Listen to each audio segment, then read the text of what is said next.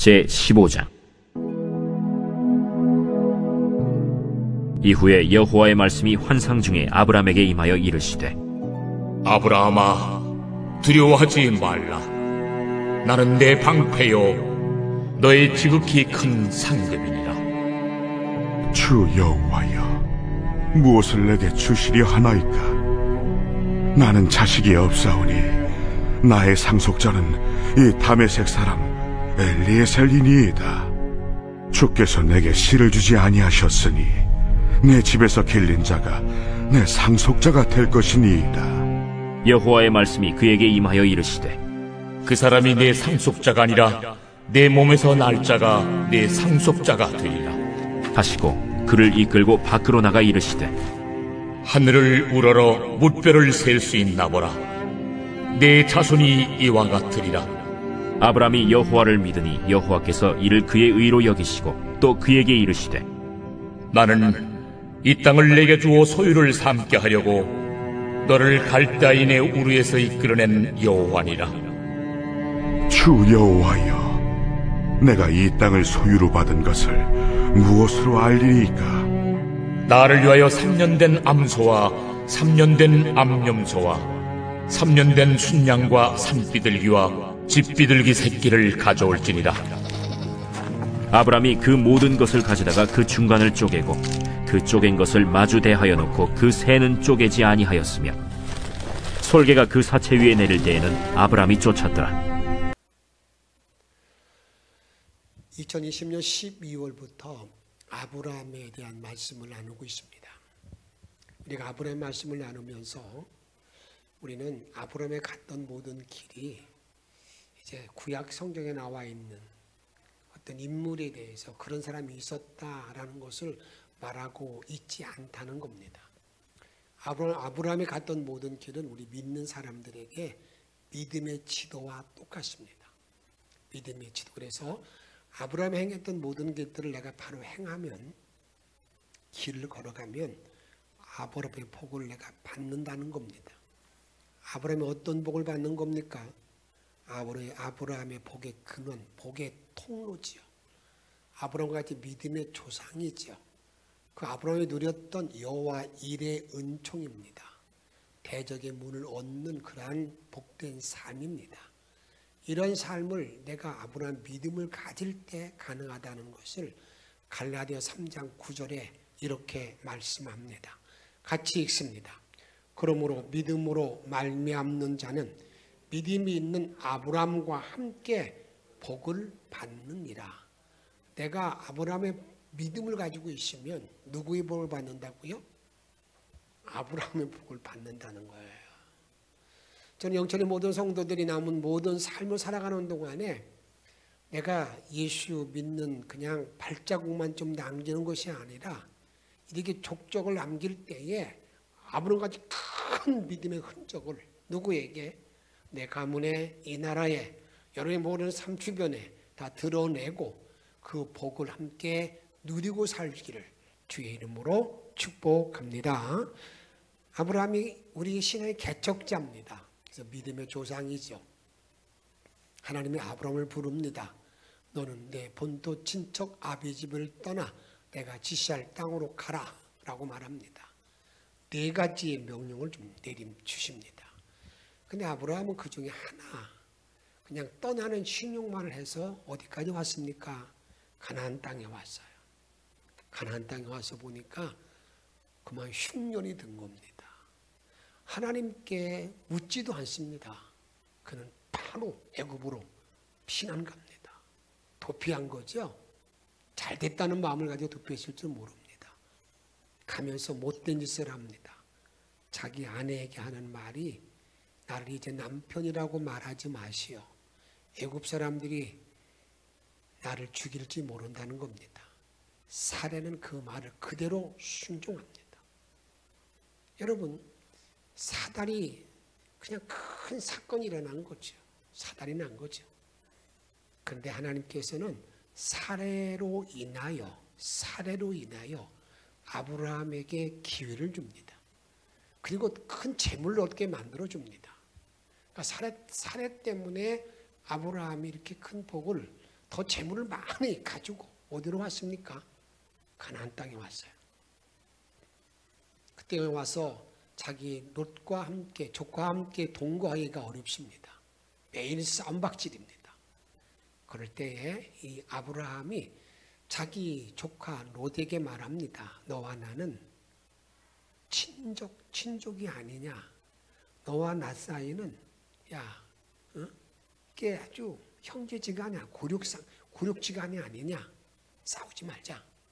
그래서 땅을 배분하자. 네가 우하면 내가 좌하겠고 네가 좌하면 내가 우한다. 관용의 양을 펼칩니다. 롯은 자기의 욕심대로 택했다가 망했습니다. 북방 왕들의 연합군이 와서 롯을 사로잡아 갔습니다. 다 빼앗겼습니다. 아브라함이 그 소식을 듣고 난 다음에 어떻게 일을 벌립니까? 자기 군사를 데리고 가서 다 빼앗아 옵니다.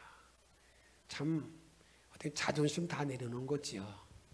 그 삼촌의 그 말이 들렸을 때 잘됐다 그런 게 아니라 그냥 또 관용양을 또 넓힙니다. 그때 하나님께서는 아브라함을 그 지역의 지도자로 세웁니다. 소돔 왕이 와서 그냥 고맙다고 인사하는 거 아니겠어요? 그리고 났는데 소돔 왕이 와서 하는 것은 아무것도 아니고 멜기세덱이라고 하는 평화의 왕, 의의 왕, 그다음에 우리가 현현된 예수 그리스도라고 말할 수 있어요.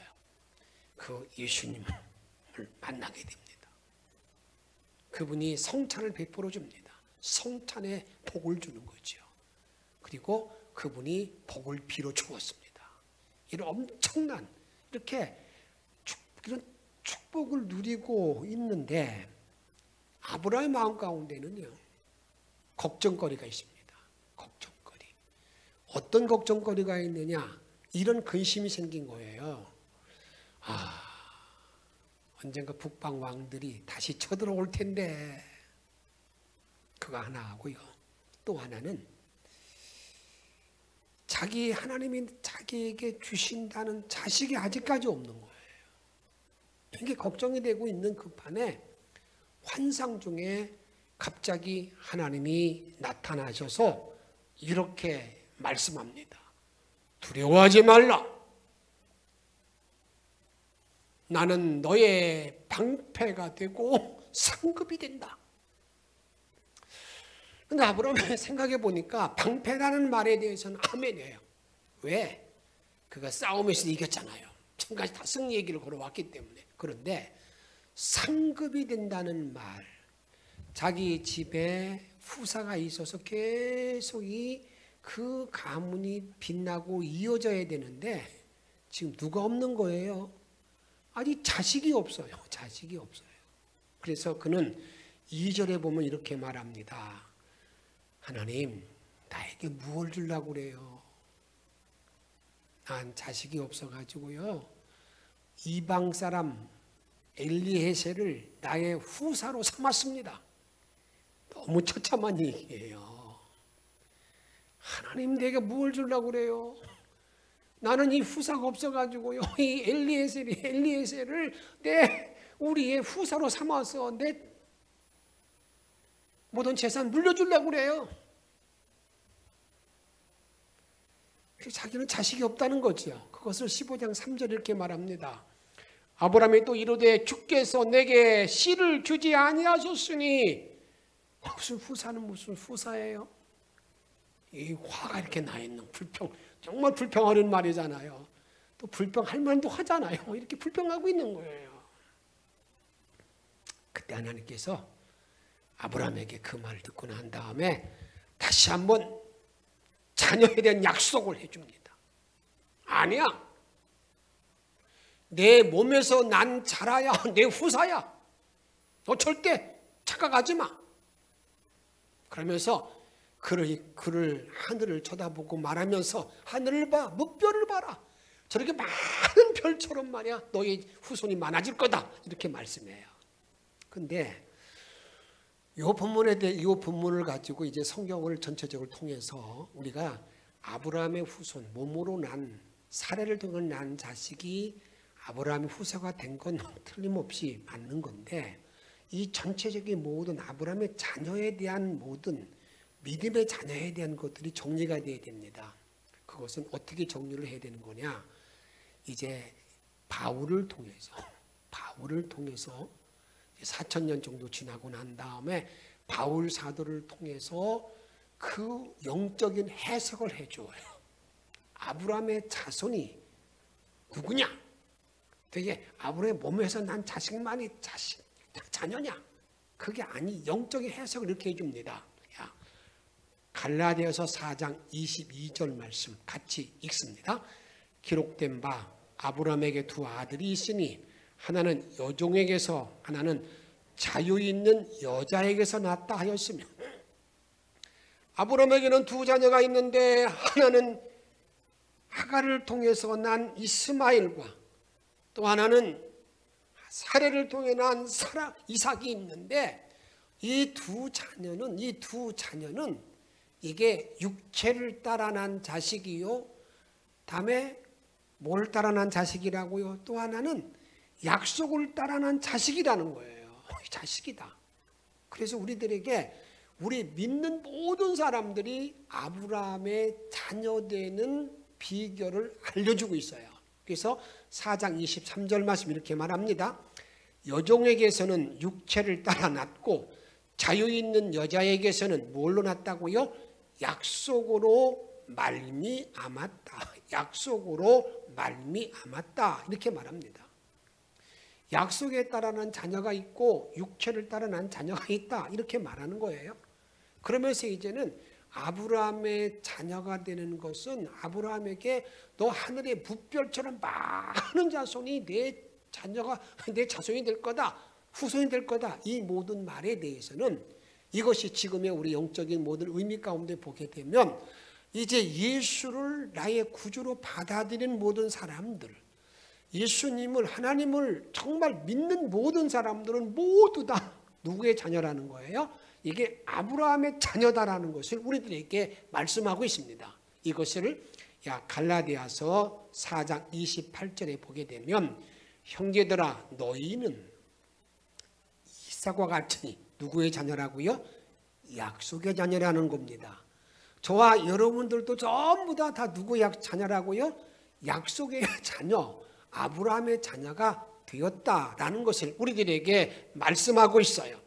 그래서 아브라함은 많은 이방 민족의 조상도 된다는 것을 우리들에게 알려주고 있어요. 그래서 아브라함의 자녀라는 말의 아브라함의 그 자식이라는 말의 의미는 크게 약속을 따라 난 자녀들은 영적으로 다 함께 하나님의 자녀, 예수를 믿는 사람들이 그것을 지칭하는 것이고 또 이스마엘은 육체를 따라 난 자식이라는 것을 우리들에게 알려주고 있는데 아브라함이 정말 여러분 사례가 임신할 때 보면 도저히 사례는 임신할 그러한 여건이 아니었습니다.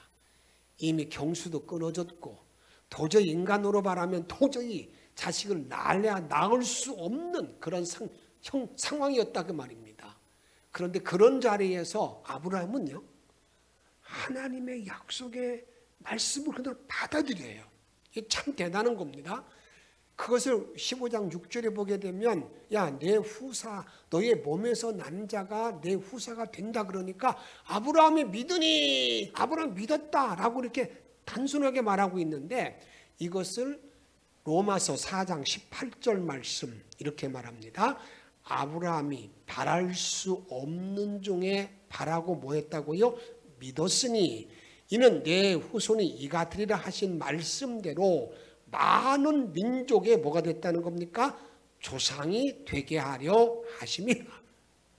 하나님께서는 우리에게 이걸 알려주는 거예요. 아브라함 봐. 믿을 수 없을 때 믿어서 하나님의 자녀로 이삭을 낳는 그 기적처럼 주셨는데 너희들도 하나님을 믿는 모든 일들이 어떻게 되는 거예요? 많은 이방 사람들이 하나님을 믿는 모든 것이 쉽게 되는 문제가 아닙니다. 여러분 생각하기에는 내가 예수를 믿고 내가 자녀가 되었기 때문에 내가 하나님의 자녀가 되어 고백하는 자리에 있기 때문에 참 별로 이렇게 느낌이 없지만 정말 예수 믿는다는 게 정말 어렵습니다. 믿지 않는 사람들은요, 지난주에도 말씀드렸지만 혼미한 영이 있어서 그런 것도 있지만 정말 못 믿습니다. 정말 못 믿어요. 믿어지지가 않는 거예요. 완전 다 그냥 거짓말이고요. 그런데 아브라함은요, 자기 눈으로 볼 때 사라가 임신할 수 없고 날 수 없는데 믿는 그 믿음보다 더 힘든 게 예수가 날 구주라는 걸 받아들이는 거 똑같은 상황이거든요. 그래서 많은 민족이 어떻습니까? 그 아브라함을 믿음의 조상으로 부른다는 겁니다. 이럴 때에 아브라함은 앞에서도 말씀드렸지만 6절에 보게 되면 아브라함이 믿으니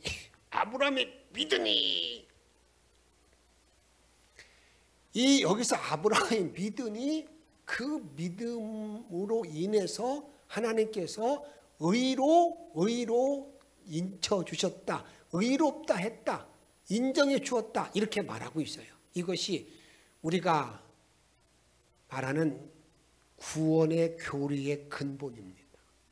저와 여러분들이 예수를 믿고 구원받는 모든 그 근원을 우리들에게 그 말하고 있는 것이 창세기 15장 6절에서 아브라함이 믿을 수 없는 것 가운데 믿음으로 말미암아 의롭다함을 받았다라고 하는 것. 그 일은 아브라함이 어떻게 그냥 하나님의 자녀 될 만한 그러한 사람이었는가? 아니라는 겁니다. 어떤 좋은 일을 행했는가? 아니라는 겁니다. 아브라함은 선한 사람이었는가? 아니라는 겁니다. 아니도 불구하고 그냥 아브라함이 그걸 믿으니까 하나님께서는 그래, 내가 너를 의롭다 여긴다, 너는 내 자식이다, 내 자녀다, 이렇게 받아줬다는 겁니다. 이것이 이신칭이라고 말하는데 이것이 믿고 구원받는 원리를, 근본을 우리들에게 말씀하고 있다 그 말입니다. 이것을 바울사를 통해서 정확하게 이렇게 다시 한번 정리해 줍니다. 로마서 3장 28절 말씀 크게 같이 읽도록 하겠습니다. 그러므로 사람이 의롭다 하심을 얻는 것은, 같이 읽습니다. 율법의 행위에 있지 않고 믿음으로 되는 줄 우리가 어떤 행위로 말미암아 내가 구원받는 게 아니라 뭘로 말미암아? 믿음으로 내가 믿음으로 구원받는 줄 내가 인정하노라, 내가 받아들이노라, 이렇게 말하고 있어요. 그래서 로마 4장 2절에 보게 되면 만일 아브라함이 행위로서 의롭다 하심을 받았으면 자랑할 것이 있으려니와, 아브라함이 행위로서 의롭다함을 행위로서 의롭다함, 행위로서 하나님께 야 너 잘했다, 너 참 올바르다, 이거 없어요. 없습니다. 여러분들이 지금까지 아브라함의 모든 모습을 보게 되면, 오늘도 보게 되면 하나님께서 말씀할 때에 아브라함은요 하나님께 그냥 아주 불평거리는 어리로 말로 그렇게 하잖아요. 하나님, 나는 씨도 없는데요 무슨 후사가 상급이 뭔 상급이에요. 그게 독설스럽게 이렇게 말하잖아요. 아브라함이 정말 하나님께 내놓을 게 없어요. 그런데 하나님께서는 없다 그 말입니다. 그런데 4장 3절 말씀, 성경이 무엇을 말하느냐 읽습니다. 시작. 아브라함이 아멘. 아브라함이 하나님을 믿음에, 여기 아브라함은 누구를 말하는 거예요? 나 자신을 말하는 거예요. 영원히가 하나님을 믿음에 하나님께서는 그것이 그에게, 그 믿음이 그에게, 영원히에게, 아브라함에게, 모든 믿는 자에게 뭘 여겨졌다는 겁니까? 의로 여긴 바가 되었다. 그냥 다른 게 없어요. 내가 예수를 받아들이면, 예수가 나를 위해서 죽어주시고 피 흘려주심으로 말미암아 내가 죄사함 받고 내가 영생 얻는다고 내가 받아들이면, 믿으면 주님께서는요 지금까지 나의 모든 어떤 행위, 어떤 삶을 살았든지 간에 다 용서하고 받아들이고 너 의롭다고 땅땅땅 친다 그 말입니다. 이것이 이신칭의의 교리, 구원의 교리를 우리에게 말씀하고 있다 그 말입니다. 이것을 분명하게 말씀하면서 우리를 살려주시는 믿음으로 구원받는 원리를 딱 알려주었어요. 아브라함에게, 아브라함, 네가 믿었으니 내가 너를 내 자녀로 삼아 주었다. 딱 받아줬어요. 그리고 난 다음에 하나님께서 아브라함에게 보너스 줍니다. 보너스. 저와 여러분들이 이 땅에 사는 날 동안에 최고의 일이 뭡니까? 내가 영생 얻는 것보다 더 큰 일이 어디 있겠어요? 구원받는 가장 큰 일이에요. 그것이면 다 끝나는데도 불구하고 하나님은 거기에 나와 여러분을 비록 나그네의 삶을 살아가면서 그 믿음을 가지고 이 땅을 살도록 하지 아니하고 하나님은 땅의 축복을 주시는데 그 땅의 축복이 얘기를 해요. 아브라함에게 너는 믿음으로 말미암아 의롭다함을 받았다. 딱 하고 난 다음에 7절 읽습니다. 시작. 또 그에게 이르시되 나는 이 땅을 내게 주어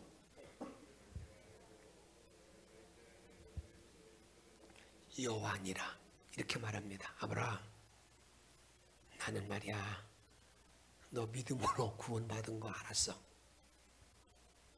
분명해. 그런데 내가 너를 불러낸 이유가 있어. 또 하나, 이 땅을 네게 줄 거야.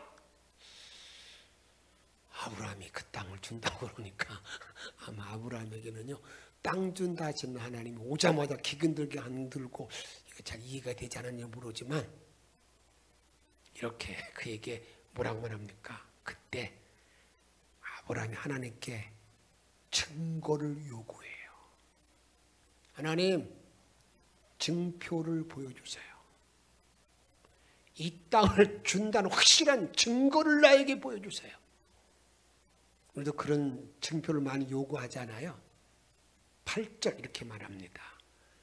그가 이르되 주 여호와여, 내가 이 땅을 소유로 받을 것을 무엇으로 알리까? 나에게 증거 보여주세요. 사사기에 보게 되면, 6장에 보게 되면 기드온이 밀 타작을 포도주 틀에서 산속에 가서 하고 있습니다. 갑자기 하나님의 사자가 나타나서 큰 용사여, 내가 하나님이 함께 하신도다. 그러니까 이 기드온이요 단단히 삐졌어요. 하나님이 함께 하시는데 이 나라가 요 모양 요 꼴입니까? 지금 봐요, 이 나라가요 너무 궁핍해가지고 그냥 나도 지금 밀을 타작하는데 17년 동안 미디안에 종살이 하면서 이렇게 살고 있는데 하나님이 함께 하세요. 막 그렇게 얘기합니다. 그러니까 하나님의 사자가 6장 14절에 보게 되면 가서 내가 이스라엘을 구원해라. 하나님이 도와주신다. 이렇게 얘기하는 거예요. 그러니까 그 얘기를 하니까 이 기드온이 한뿔 꺾였어요. 너무 하나님의 사자가 막 위험차게 얘기하니까 아니에요. 우리 가문 므낫세 지파는요 12지파 가운데 제일 작은 지파요, 힘이 없는 지파입니다. 그리고 나는요 우리 아버지 집 가운데 가장 작은 자 가운데 작은 자입니다. 내가 어떻게 그런 일을 합니까? 그렇게 얘기하니까 내가 반드시 너와 함께하리니 내가 미디안 사람을 한 사람 치듯 하리라. 한 사람 치듯 다 이기게 만들겠다. 이렇게 얘기해 줍니다. 그러니까 기드온이 그 말 들으니까 이제는 참 어이가 없는 것도 되겠죠. 그러면 하나님 나에게 좀 증거를 보여. 증거. 그래서 이렇게 말합니다. 6장 17절 읽습니다. 시작. 기드온이 그에게 대답하되 만일 내가 주께 은혜를 입어 싸우면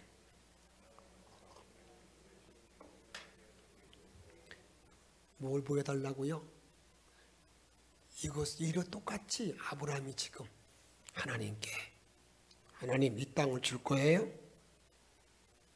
그러면 증거 좀 보여줘요. 증거. 그러니까 하나님께서 아브라함에게 제사를 요구합니다. 제사드릴 제물을 요구하는 거예요.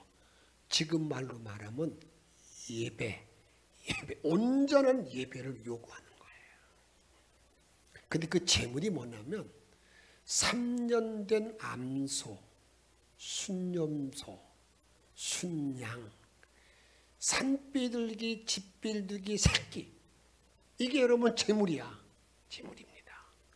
여러분 그런 말 들었을 때 얼마나 가슴이 벅차겠어요.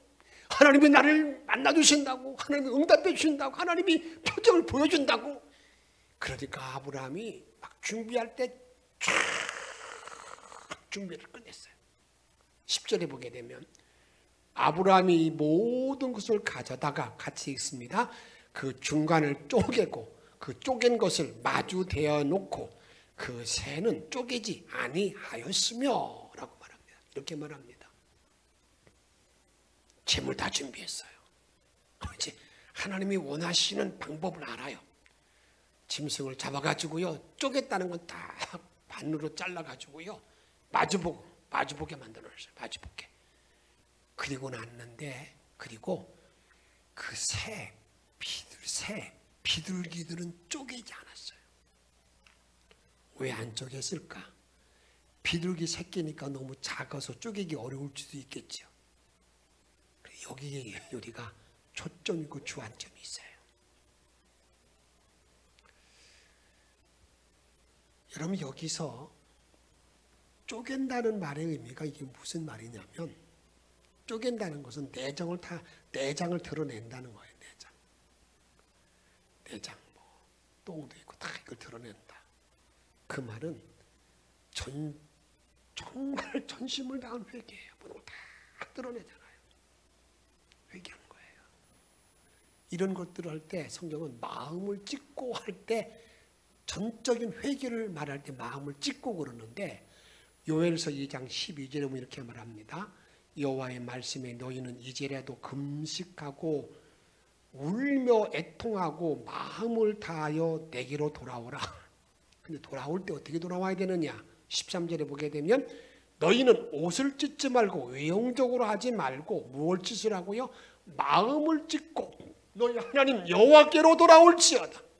마음을 찢고, 정말 마음을 찢고 전심으로 회개하라는 거예요. 근데 여러분 보세요. 이 아브라함이 하나님 앞에 나아갈 때에 비둘기를 쪼개지 않았다라고 하는 말의 의미는 뭘까?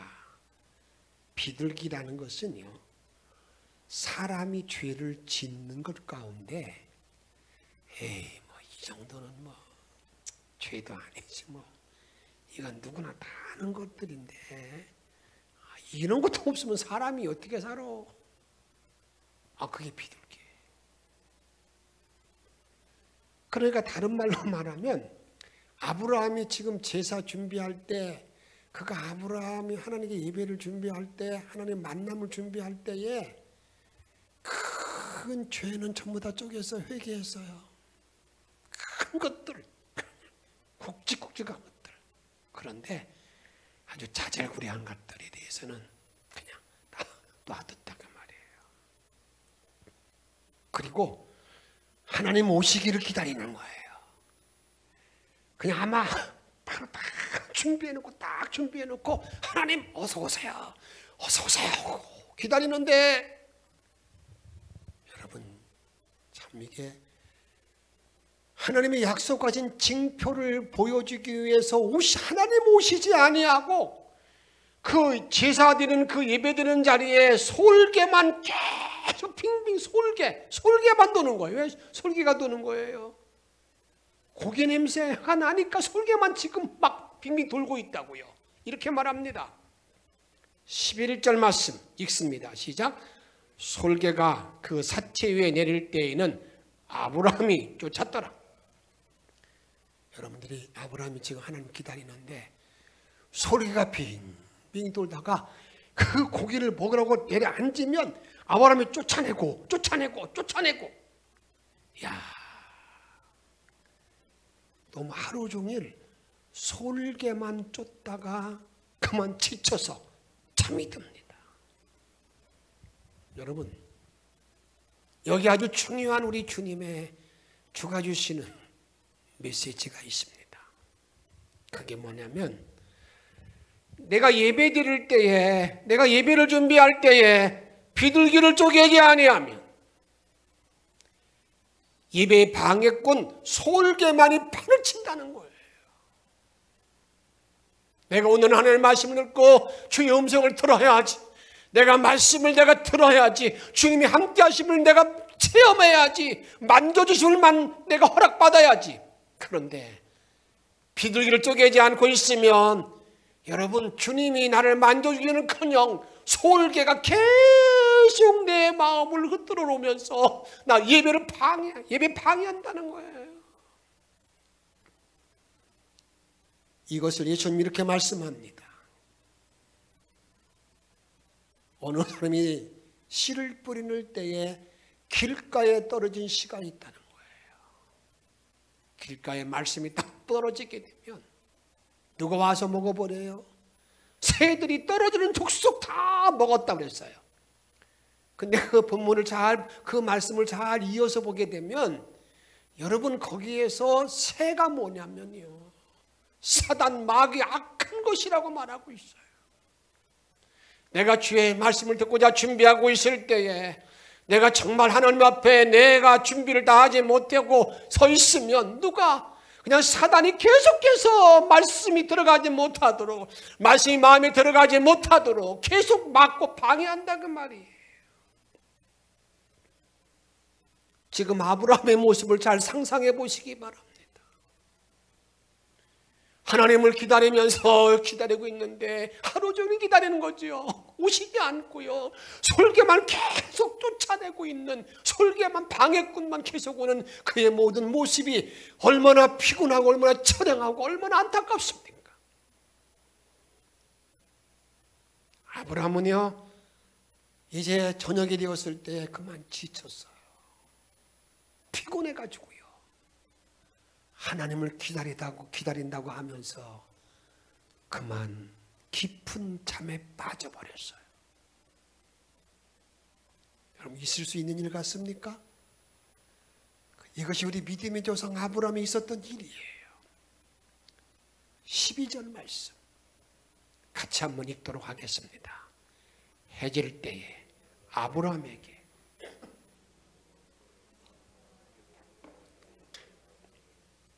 여러분, 여기 보면은요, 잠이 임했다. 자기는 눈을 안 자려고 그래도. 혹시 여러분들이 운전할 때 잠 오는 걸 경험한 적이 있으십니까? 아무리 꼭 싶어도 막 몰려드는 잠. 지금 아브라함이 그런 상태예요. 그 잠이 막 하나님 만나야 되는데 하나님, 그러니까 두려운 마음이 생기는 거야.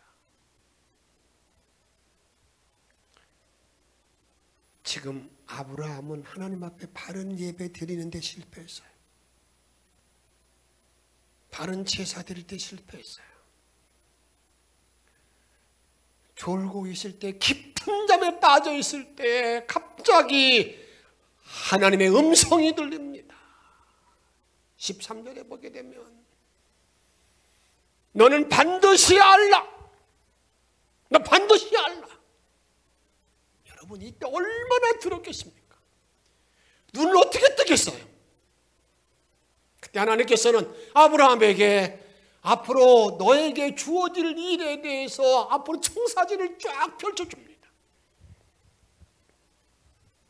그리고 눈을 떠서 보니까 17절에 이렇게 말합니다. 같이 읽습니다. 횃불이 쪼갠 사이로 지나갔다. 어디로? 쪼갠 사이로. 성령이 불이 임하는데, 우리 하나님이 만나러 오셨는데 회개한 몸 부부로 싹 지나고 말았어요. 거기에 쪼개지 아니한 비둘기는 그대로 남아있는 거예요. 그리고 하나님께서 아브라함과 하나님 사이에 횃불 언약을 체결합니다. 18절에 보게 되면 그날에 여호와께서 아브라함과 더불어 언약을 세워 이르되, 여기 언약을 세운다, 언약을 맺다, 커버넌트라는 단어를 쓰는데 계약을 자른다는, 딱 잘랐다는 거예요. 이게 횃불의 언약입니다. 그런데 짐승을 쪼개서 마주봤다는 말의 의미가 뭔 줄 아세요? 그게 다른 말이 아니에요. 그 당시 고대 근동에서도요, 큰 계약, 약속할 때 같은 데 보게 되면 짐승을 딱 마주보게 만듭니다. 약속을, 그리고 그 사이를 진행하게 만들어요. 그 말이 뭐냐면 너 약속 안 지키면 죽음이야, 그런 말이거든요. 횃불 사이로 쭉 주님이 지나가시면서 언약을 세웠습니다. 횃불 언약에 대해서는 다음 주일날 말씀드리고자 해요. 오늘 저는 여러분들을 새 벽두를 맞이해서 올해 1년 동안 내가 예배 드릴 때마다 뭘 주의 음성을 들어야 되잖아요. 주님 만져주시면 나에게 있어야 되잖아요. 내가 주 앞에 나올 때마다 어떻습니까? 내가 제문을 들고 나오기도 하고 회개하고 이러면 나올 때에 대충 이런 것쯤에 하고 그냥 넘기지 마시고 비둘기를 남겨놓지 마시고 비둘기도 다 쪼개고 또 쪼개서 그 사이에 횃불이 성령의 인도하심 만두심 획 지나갈 수 있도록 그런 삶을 살아야 됩니다. 그럴 때 거기에 뭐가 있는 겁니까? 그런 회개의 용서함이 있는 거고요. 거기에 주의 능력이 나에게 임하는 것이고요. 주의 음성이 나에게 나타나는 것이고요. 하나님의 역사가 나에게 나타난다, 그 말입니다. 그런 복된 삶을 준비하고 살아가면서 올해 1년 그런 은혜 가운데 살 수 있기를 주의 이름으로 축복합니다. 그런 삶을 살기를 바라는 마음으로 내 모든 죄를 고할 때마다 다 사해주는 그 믿음의 찬양이 있습니다.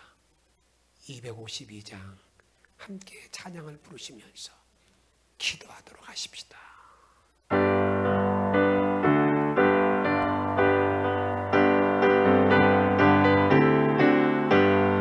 나의 죄를 씻기는 예수의 피밖에 없네. 다시 정케 하기도 예수의 피밖에 없네. 예수의 흘린 피 나에게 하오니 귀하고 귀하다. 예수의 피밖에 없네. 나를 정케 하기는 예수의 피밖에 없네. 하는 증거도 예수의 피밖에 없네. 예수의 흘린 피 나에게 하오니 귀하다. 예수의 피밖에 나의 죄속 예수의 피밖에 없네. 예수의 피 나는 공로 없으니 나는 공로 없으니 예수의 피밖에 없네. 예수의 흘린 피 나에게 하오니 귀하고 귀하다. 예수의 피 평안함과 소망은 예수의 피밖에 없네. 나의 의는 이것뿐 예수의 피밖에 예수의 흘린 피 나에게 하오니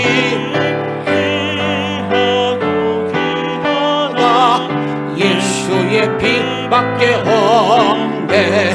영원토록 내 할 말 예수의 피밖에 없네.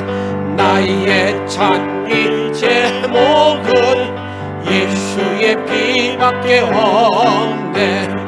예수의 흘린 피 나에게 하오니 귀하고 귀하다. 예수 빛밖에 없네. 내가 주 앞에 설 때마다 내 모든 일을 사함받고 주의 음성을 듣고 바로 예배를 드리길 바라는 마음으로, 회개의 열매를 맺는 자리에 들어가길 바라는 마음으로 이 시간 통성으로 함께 기도하겠습니다. 성령의 좀 전하는 그런 이루어주시는 은혜를 원합니다. 내게 도와주실로 믿습니다. 아버지는 그 hun관등으로 오시고 많은 삶을 도와주시고, 아버지 항상지만 마르올 믿음의 종류를 아래게 도와주시기 원합니다. 손의 근 권능과 능력은 전하라는 복된 자리에 들어가기를 원합니다. 아버지는 영광의 능력이 모든 말씀으로 주님을 바라보는 자리에 들어가기를 원합니다. 주의 권능으로 함께할 줄 믿습니다. 영광으로 인도해 주시기를 원합니다. 주의 날개 가운데 걸어주시기를 원하나이다. 오 예수 할렐루야 도와주시기를 원하나이다. 자비로 오시는 길로 하며 접어 설 때마다 아버지의 비둘기를 쪼개기를 원합니다. 비둘기를 자르기를 원합니다. 철저한 회개를 작은 거라 회개하면서 우리 주의 도움받게 도와주셔서 항상 내 모든 변화와 아버지 인도하시 넘치는 목적들을 도와주시옵시고, 아버지 항상 주의 놀라운 능력을 하고 나갈 수 있는 믿음의 정도로 인도해 주옵소서. 오 하나님 도우시고 인도하시고 영광만 받아주시기를 원하나이다. 전에 그 권능을 함께 도와주시기를 원합니다. 내가 예배 드릴 때 마음의 도움을 내려주시옵시고 성령 큰 인도하심이 나타나게 도와주시기를 원합니다. 아버지 큰 권능과 능력으로 주님을 바라보는 신령한 자리에 들어갈 수 있도록 주님께서 인도하여 주옵소서. 성령의 근의 능력의 날개 가운데 이끌어 주옵소서. 우리 항상 생명 되시는 예수님의 이름으로 감사하며 기도하옵나이다. 아멘.